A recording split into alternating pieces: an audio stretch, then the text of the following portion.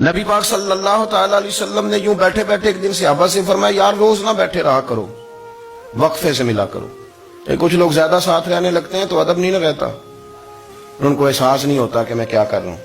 تو نبی کریم صلی اللہ تعالی علیہ وسلم نے صحابہ کے مجمع پہ نظر ڈال کے فرمایا، حضور فرمانے لگے روز نہ ملا کرو، وقفے سے ملنے سے محبت بڑھتی ہے.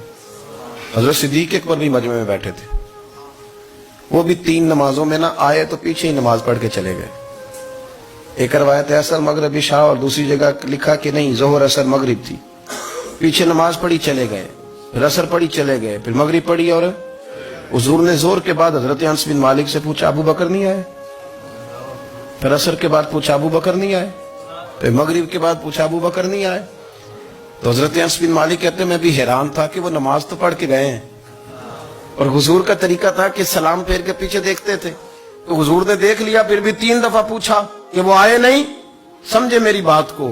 حضور فرما رہے ہیں نماز پڑھنے تو ساری دنیا ہی آتی ہے، وہ تو اسپیشل آیا کرتا تھا، وہ آیا نہیں. آئے نہیں جناب صدیق اکبر. تو حضرت انس کہتے میں نے جا کے دروازے پہ دستک کی. حضرت انس قریب رہتے تھے نا حضور کے، تو نبی پاک کے لاڈلے تھے، تو پھر لوگ بھی ان کا لاڈ دیکھتے تھے کہ یہ حضور کا قریبی ہے. وہ کہتے میں نے دروازے پہ دستک دی تو حضرت ابو بکر صدیق فرمانے لگے کیسے آئے ہو؟ میں نے کہا یار آپ چنگے سیانے بندے. حضور نے 3 دفعہ پوچھا ہے، 3 دفعہ پوچھا ہے. تو حضرت سیدنا ابو بکر صدیق دوڑے آئے، حضور حکم ہو.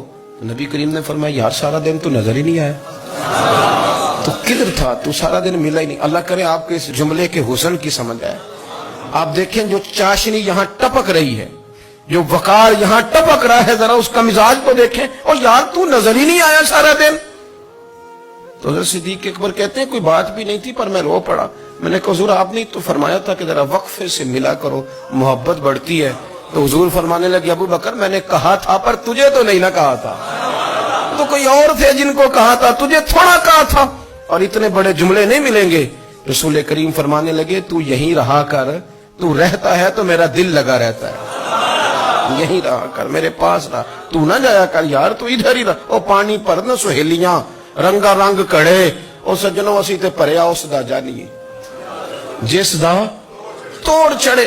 آپ اس لطف کو آپ دیکھیں، اس ذائقے کو. میرا دل کرتا ہے کہ میں یہ حدیث نہ لوگوں کی روحوں تک اتار دوں. حضور فرماتے ہیں میں نے جس کے سامنے دین پیش کیا اس نے دلیل مانگی. وہ بھی کوئی اپنا ہے جو اپنوں سے دلیلیں مانگے، وضاحتیں مانگے، یہ کیسے تھا تو وہ کیسے تھا، تو یہ چیز کدھر سے آئی تو وہ کدھر گئی.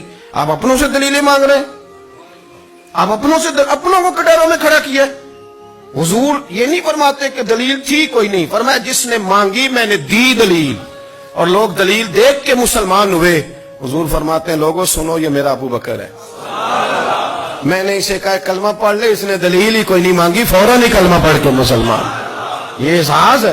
یہاں تو تھک گئے لوگ اپنوں کو دلیلیں دیتے. وہ نہیں ویسے کیسے تھا، تو ایک بندہ یہ کہہ رہا تھا تو دوسرا کہنے دے جو دنیا کہتی ہے. تو اپنی بات کر، تو بتا تو کیا کہتا ہے، اپنی رائے بیان کر، تیرا نظریہ کیا ہے، تیرا ذوق کیا ہے، تو چھوڑ لوگ کیا کہتے ہیں، اپنی بات کر. اگر ابو بکر صدیق لوگوں کے کہنوں پہ چلتے تو مکہ تو سارا کچھ اور کہہ رہا تھا. اس وقت تو کچھ تھا ہی نہیں جو کہتا کہ نہیں تو ٹھیک چل رہا ہے، دنیا ساری کچھ اور کہہ رہی تھی. لیکن صدیق اکبر کہہ رہے تھے نہیں نہیں، سچ وہ ہے جو مدینے والے رسول فرماتے ہیں، سچ وہ ہے جو میرے آقا نے فرمایا. اپنی زندگی میں انہوں نے بتایا لوگوں کو کہ دین کا مزہ لینا ہے تو پھر ذرا غلامی کر کے آتا ہے، پھر ذرا پورا پیار کر کے آتا ہے، پھر پوری محبت دے کے پھر غلامی کا مزہ